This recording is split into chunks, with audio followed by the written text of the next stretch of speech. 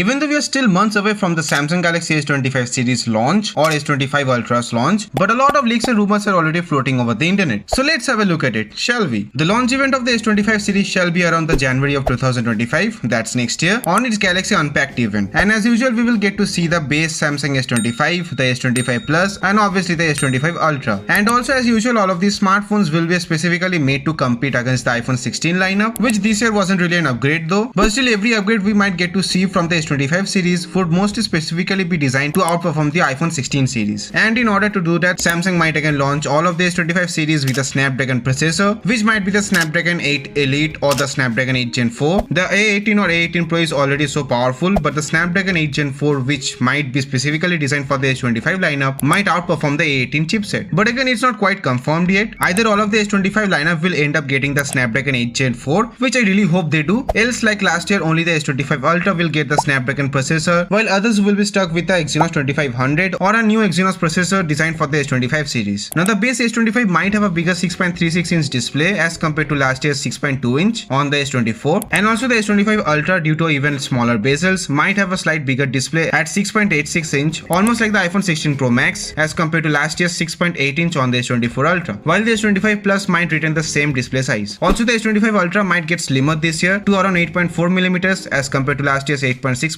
on the S24 Ultra, and even the weight could be reduced to around 219 grams, which was around 230 grams on the S24 Ultra, while retaining the same battery size. And also the battery sizes for the other two phones might also be around the same, while having the same 25 watts fast charging for the base S25 and 45 watts fast charging for the S25 Plus and the S25 Ultra. Also the S25 Ultra might get a new ultra wide angle camera with a 50 megapixel ISOCELL JN3 sensor, as the iPhone 16 Pro series got an upgrade to the ultra wide angle camera, which is now 48 megapixel for them. So it makes sense, while rest of the camera hardwares might be the same, and also the base S25 and S25 Plus might continue using the same hardware since the Samsung S23 or the S23 Plus series. The main difference will be in the processing and AI implementations while using the cameras. And talking about AI, we will get to see these phones coming right off the box with Android 15 with One UI 7.1, which will be heavily based on the AI implementations, which might be even better to what we are seeing today on the Samsung phones, which might bring a lot of AI features also from the Google Pixel series, which again will be an head-on competition against the iPhone 16 lineup and its AI implementations. But the question is, would these AI features run on board or on the device itself, or still they will be relying on cloud computing, where they have to send and receive the data in order to process the AI functions over the cloud. But yes, all of these phones will get free AI till 2025 with Samsung's 7 years of update promise. And mostly the designs for these Galaxy devices will still be the same, but with some slight changes, which looks more like a boxy design as compared to a little rounded design as seen on its previous generations, which to be honest I don't really like. And after the iPhone 16 Pro series launch, we did get to see the S24 Ultra's price drop, as the iPhone 16 Pro's pricing has been reduced this year for India, so I don't think so that there would be a big significant price upgrade for the S25 Ultra in order to compete against Apple, which you might get to see around 1,35,000 or 40,000 for its base variant. And it might also have a variant with 16GB of RAM, while the base S25 and S25 Plus might be priced at around 75,000 rupees for its 8/128GB variant, or around 80,000 rupees for the 8/256GB variant, and around 1 lakh rupees for the base 8/256GB variant for the S25 Plus. So I'm not expecting a big price jump on this. The main areas of focus on these phones will still be AI and its implementations, as every other company wants to be the best in these, as this is what we are heading to. So yeah, you won't see much of an hardware change apart from the processor and maybe a little on the cameras, but mainly the changes will be on the software and processing instead. So what do you guys think about this upcoming lineup? Let me know in the comments, and as always, this was Rideep. See you guys.